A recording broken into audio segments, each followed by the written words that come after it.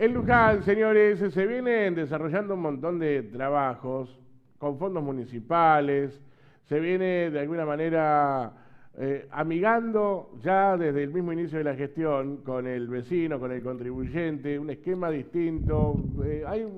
Como una cuestión en el tema de ingresos públicos que se ha modernizado, ha cambiado la dirección de ingresos públicos. Y por eso estamos con el titular del área, el director, el contador Santiago Grosso. Santi, buenas noches, gracias por venir. ¿Cómo va la vida? ¿Qué tal, Juan? Buenas noches. Bueno, muchas gracias por la invitación antes que nada. No, un placer. A ver, me parece, en primera instancia, se ha dicho mucho, viste que las elecciones son así, las campañas, viste, uno entrevista a dirigentes de la oposición y dice, no, bueno, las tasas aumentaron un 100%, un 500%, un 80.000%. Y yo te pregunto directamente esto, ¿hay un aumento generalizado de tasas? Bien, Juan, bueno, en principio te agradezco que hayas traído a la mesa este tema en particular, sobre todo porque también en los últimos días han circulado en algunos medios nacionales algunas versiones al respecto y sobre todo, en particular, sobre nuestro distrito. Que, a ver, sabemos de dónde vienen, digo, ¿no? Que son medios hegemónicos, que crean un discurso y que va en detrimento de algunos espacios políticos o de algunas gestiones, pero independientemente de eso... Comunicadores que se dicen periodistas, además. Sí, bueno, sí. Está bien, pero digo, más allá de la apreciación que uno pueda hacer de los medios en particular o de los comunicadores, sí es importante traer el tema a lo local y hacer algunas aclaraciones al respecto. En principio, y sobre todo hacia el vecino y la vecina, comentarles que el Departamento Ejecutivo no tiene potestades como para poder crear o aumentar tasas. Digo, la ley orgánica de los municipios en ese sentido es muy clara y ese es un trabajo del Consejo Deliberante a través de las ordenanzas fiscales e impositivas, ¿sí? Con lo cual, ya de ahí, digo, corremos un poquito el mito. Y en el sentido puntual de Luján, digo, nosotros tenemos una ordenanza municipal, fiscal e impositiva, que lo que prevé es que todas las tasas municipales tengan una actualización en función de lo que es el módulo municipal, que es una unidad de medida, que a su vez se actualiza cada vez que hay una modificación en el salario de los empleados municipales. Sí. Con lo cual, ante cualquier esquema de negociación paritaria, ante cualquier esquema de actualización salarial de los trabajadores y trabajadoras municipales, claramente va a tener un impacto en las tasas municipales que nada tiene que ver ni con el 1000%, ni con el 500%, ni mucho menos de todo esto que está circulando y que en definitiva, insisto, no es algo que ha inventado el Departamento Ejecutivo y que nada tiene que ver con esos porcentajes. Es un esquema que tiene por lo menos 15 años, estaba haciendo memoria yo. Exacto. De alguna manera se modificó en el gobierno de Graciela Rosso. Exactamente, y lo que sí digo, y esto vale la aclaración, la última ordenanza fiscal vigente ha incorporado un coeficiente que genera algún tipo de actualización, sí, en los valores de urbanizaciones especiales y barrios cerrados, que entiendo que también es un ámbito donde ha generado algún ruido, pero que en definitiva estamos... Algún descontento, pero que en definitiva, insisto, estamos hablando de la aplicación efectiva de una ordenanza. Mira, solo para mencionar algunos números, el 52% de la población de Luján, o sea, el 52% de los inmuebles de Luján pagan menos que 1.000 pesos por mes de tasas municipales. El 82,96% paga menos de 2.000 pesos de tasas municipales. Yo no soy quien para poder hacer algún tipo de juicio de valor respecto de lo que significan 1.000 o 2.000 pesos en la economía doméstica de una familia tipo, pero sí te puedo decir los recursos que viene utilizando el Estado municipal en la cantidad de obras y en la cantidad de servicios que se han incrementado. Entonces digo, cuando uno discute un valor nominal de lo que se puede estar cobrando una tasa, también tendría que estar pensando en cuáles son todos los servicios asociados, digo, el arreglo de parques, de espacios de esparcimiento, la iluminación de un montón de lugares de Luján que no la tenían, el reacondicionamiento del ejido urbano en general, la regularización de la recolección de residuos, la contenerización, digo, hay una serie de medidas que se han tomado de un montón de políticas públicas que se han diseñado en esta gestión que han incrementado de manera exponencial los servicios que la comuna le brinda a los contribuyentes. Muchas de estas cuestiones que mencionás con fondos propios. Muchas de las cosas que yo menciono con fondos propios. El hospital, por ejemplo, todo lo que se ha hecho en el hospital. La mejora del hospital, reductores de velocidad. Bueno, a ver, para que vos te des una idea, y hablaba justamente con el secretario de Economía respecto del impacto que ha tenido en este último tiempo el aporte de los vecinos, donde nosotros con lo recaudado entre marzo, abril, mayo, hemos implementado 100 millones de pesos de recursos propios y genuinos para obra pública, para mejoramiento del hospital, bueno, y todo esto que mencionábamos. Sí. Y es bastante probable que lleguemos a fin de año duplicando esa cifra de fondos autogestionados, fondos que vienen del aporte del vecino, de la vecina, del comerciante, y que van estrictamente a obras y al mejoramiento de nuestra comuna. Entonces, me parece que la discusión es bastante más amplia que en términos nominales, ¿sí? Y vuelvo a lo mismo, es importante resaltar que el 82% de la población, casi el 83%, paga menos de 2.000 pesos mensuales. Hablando de la población que paga, ¿no? Digo, hay un problema histórico que ha tenido las distintas gestiones de gobierno, el municipio en general, que es el nivel de recaudación.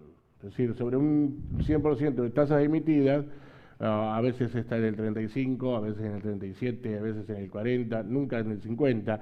¿Cómo está hoy ese nivel de recaudación, Sandy? Mira, Juan, nosotros cuando iniciamos la gestión estábamos más o menos, dependiendo del periodo fiscal que se analizaba, entre un 28, un 32, sí, en aquellos momentos donde la economía acompañaba, quizá había un nivel de recaudación, pero que nunca ha superado el 35%. Hoy, a 2 días del cierre del mes de septiembre, te puedo decir que estamos alrededor y probablemente superemos el 50% de la cobrabilidad. Y a mí no me gusta hablar de números, y menos cuando uno habla de estas cuestiones que son tan delicadas, ni de porcentajes, y hablábamos el otro día también con el intendente, que la cobrabilidad se traduce en confianza. Es decir, el 50% que nosotros vemos de cobrabilidad, que te voy a dar un dato, es inédito e histórico en Luján. Sí. Digo, no solo hablamos lo decía recién. 5, 10, 15 años, es histórico. Lo decía recién, yo digo, no tengo memoria que se haya llegado al 50%. Claro, y eso es ni más ni menos que el resultado del esfuerzo de los vecinos, del esfuerzo de los comerciantes de poder cumplir con sus obligaciones tributarias, ¿sí? Y poder de alguna manera dar ese voto de confianza en la ejecución de esos recursos y en la transparencia con la que nosotros venimos ejecutando esos recursos. Y de hecho también hay hechos concretos que lo demuestran. Yo, mira, me tomo el trabajo por lo general de hablar con 2 o 3 contribuyentes por día de diferente naturaleza, solo a los efectos de escuchar a ver qué está pasando. Mira. Y una de las cosas que la gente manifiesta es que paga con gusto. Digo, con lo difícil que es pagar, con lo complejo que está el escenario económico, la gente paga con gusto y agradecida de las cosas que se están haciendo por nuestra comuna y por nuestro distrito. Entonces, vuelvo a lo que hablábamos antes, me parece hasta un despropósito instalar un discurso que vaya en detrimento, ¿sí? de lo que se está haciendo y de la recaudación, cuando en realidad acá el que pone el cuerpo y el que está acompañando todo esto es el vecino de Luján, que hace su contribución. Y déjame hacer otra salvedad. Adelante. Y otro agradecimiento. Por un lado, al cuerpo deliberativo, al Consejo Deliberante, que cada vez que esta gestión ha elevado algún proyecto de ordenanza de moratoria lo ha acompañado, con lo cual eso le ha permitido a los vecinos y vecinas regularizar sus obligaciones tributarias. Y por el otro lado, a la familia municipal, porque nada de lo que nosotros estamos proponiendo día tras día y de la política pública que definimos se podría ejecutar si no fuera con el acompañamiento de los empleados y empleadas municipales, que todos los días le ponen el cuerpo, la cara y acompañan. Y lo han hecho en pandemia. Sin duda, sin duda. Porque no han parado. No, sin duda, sin duda. Te pregunto, Santiago, digo, además me parece que debe tener relación con esto, ¿no? El incremento en la tasa de cobrabilidad de las obligaciones de los contribuyentes, con la ampliación de bocas de cobro, ¿no? Digo, hoy uno agarra la computadora con su home banking y lo paga. Antes no se podía. Es cierto.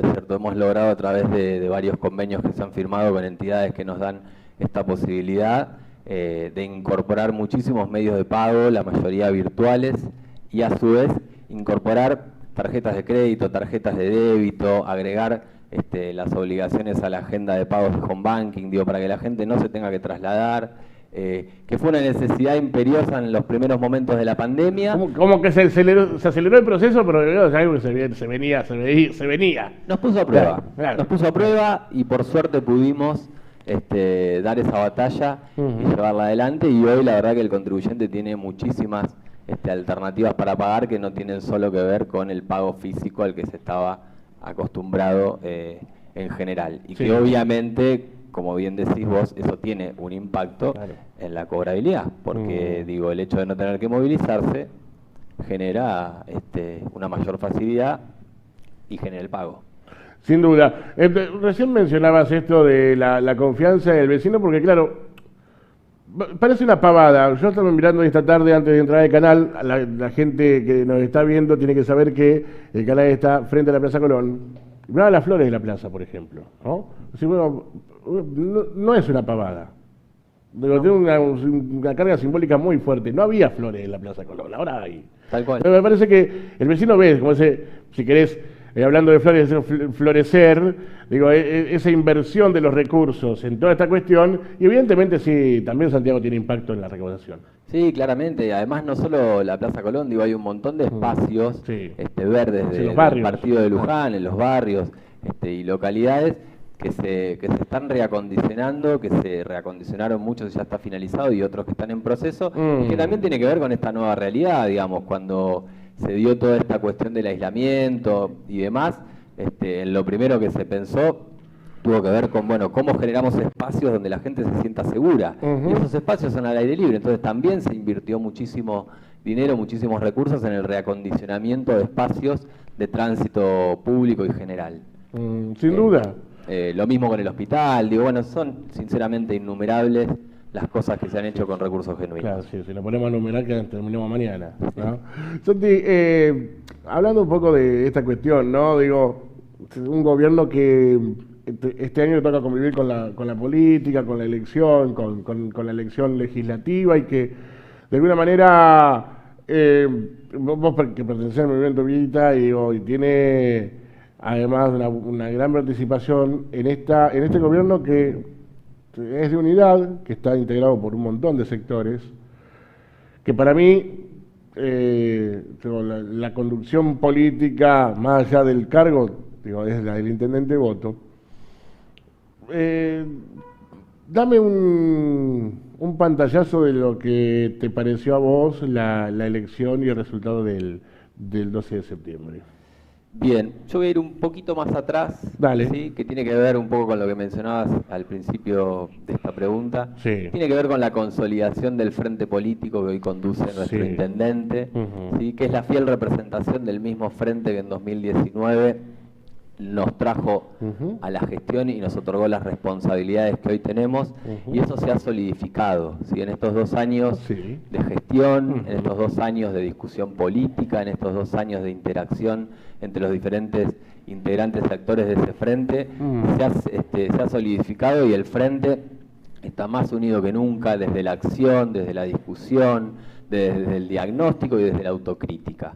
Sí, y digo la autocrítica porque justamente vos hablas de una elección que quizá no obtuvimos los resultados que nosotros consideramos que íbamos a tener, pero que no todo está perdido, no caemos en desánimo, todo lo contrario. Una elección o el resultado de la elección no condiciona las gestiones de gobierno, no condiciona el quehacer diario y el compromiso que nosotros tenemos con la comunidad. Con lo cual, digo, por un lado el cierre de listas y el armado del frente lo viví en lo personal con mucha alegría, porque veía que se sostenía esa unidad que tanto nos había costado forjar.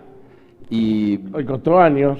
Tal cual, y en ese sentido lo transité a nivel personal, como te decía, con mucha alegría, con mucho compromiso, y también a la organización a la que yo pertenezco, que es el Movimiento Vita, también lo ha transitado en esos términos. Como digo, siempre dando la discusión, siempre con autocrítica, pero entendiendo que el frente debe estar unido, y también entendiendo el mensaje que dio el electorado en las últimas elecciones, ¿sí? Con lo cual entendemos que si hay algo para mejorar, tenemos que hacerlo, ¿sí? Sin perder el rumbo, y bueno, y trabajar para la demanda de los vecinos y vecinas de Luján, que es para lo que nos han convocado. El gobierno nacional lo ha activado rápidamente, ¿no? Digo, las cuestiones de autocrítica, algún cambio en la mirada. A mí me parece que han sido bastante positivas las primeras medidas que ha anunciado el gobierno. Hablábamos recién con Camila Nagui, que es candidata en General Rodríguez y es integrante de la gestión de Mauro García, por ejemplo, esta cuestión de la jubilación anticipada, entre otras cuestiones.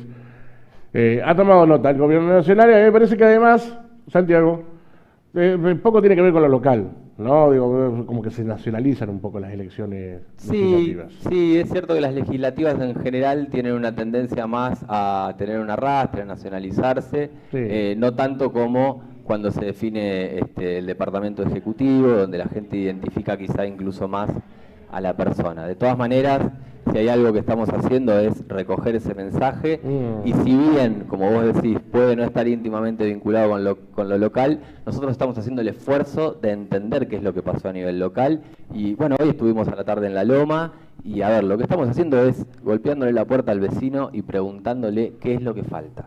Sabemos lo que hicimos, tenemos bastante en claro qué es lo que falta, o por lo menos lo que tenemos proyectado hacer, pero de nada sirve que la cuestión sea unidireccional, sino que tiene que ser participativa, descentralizada, y la única forma de alimentar eso es escuchando al vecino. Entonces digo, sin caer en esto de ir con la boleta al último día, sino escucha activa, mirando a los ojos, entendiendo la problemática de cada vecino, de cada vecina y de cada barrio. ¿Qué es lo que mejor nos sale aparte? Sí, sí, claro, sin duda. No es la diferencia entre algunos sectores políticos, ¿no? Digo, acá en Luján estaba a la vista, además porque hubo cuestiones estrictamente relacionadas con el electoral, gente que no conocía a nadie. Pero digo, me parece que en el caso de Frente de Todos, con todo ese abanico de organizaciones, vuelven con la propuesta electoral al barrio. Están siempre, digamos. Como decía un Pichuco, no me fui, siempre estoy volviendo. Tal cual. Y volvemos siempre a lo mismo. Nosotros sabemos, más allá de diferenciar nuestro electorado, digo, hay quienes hablan del electorado base y después yo prefiero correrme de ese lugar y prefiero hablar más de lo que uno está dispuesto a dar y de lo que pasa cada vez que la gente lleva su voto a la urna. Lo que pasa cada vez que lleva el voto a la urna la gente es una cuota de esperanza hacia un espacio político, hacia el otro, pero es la esperanza de revertir alguna situación que le puede estar generando alguna incomodidad. Y con esa esperanza nos votaron en 2019, con esa esperanza hoy somos gobierno y no vamos a desatender esa esperanza. Por eso es volver a escuchar a ver qué nos faltó, qué vamos a hacer para recuperar esa parte que nos faltó y seguir haciendo, porque es lo que mejor nos sale, es hacer. Entonces, en ese sentido, no es solo llevar una propuesta electoral, sino nutrirnos de lo que la gente necesita para transformar. Eso de mejor que decir es hacer.